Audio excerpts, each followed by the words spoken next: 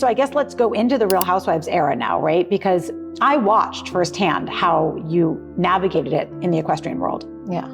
You navigated it well, you were a winner, but it also tortured you inside every single day. And you just dealt with it one day at a time. So now the opportunity for Housewives comes up. How did that come up, first of all? Well, I think, okay, so when you lived with me and Edwin, I feel like that was like our first like official year of being together. It was our relationship was a little rocky at the start, and then we got to a pretty good place. Like we were happy, we got married. I struggled with infertility, and things started to like fall back into old patterns, whereas I clam up and I want everybody to read my mind.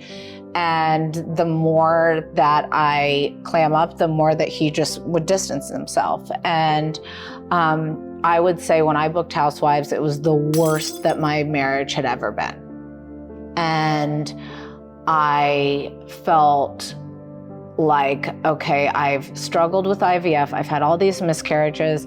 I've at least changed my life. Like I had gone all in, I'd changed, all of these other things. And I just said, this opportunity has presented itself. Somebody I worked with at CAA reached out to me that I knew from when I was younger working there and said, would you ever do this? And would you rather if you were to get the opportunity, would you rather do Orange County or Beverly Hills? And I said, I don't know. I've never watched either. I'm a Bachelor watching girl. I like love stories.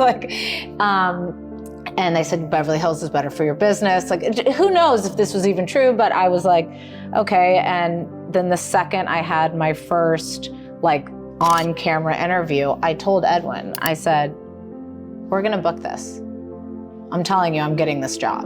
And I very rarely do I say things like that. I said, and also it's really your time to either shit or get off the pot with us.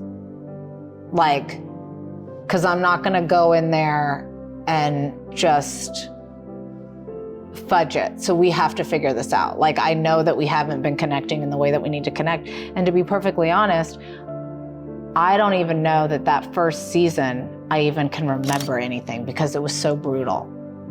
Everything in my life was so brutal. I said yes, I wanted to do it. Clearly there's something missing inside of me. So I wanted that fame. I wanted that, also, I had become, for the first time in my life, financially dependent on Edwin after the kids. And for everybody, it's different. And yes, being a mom is a job, but I was putting this extra guilt on myself, and I needed more.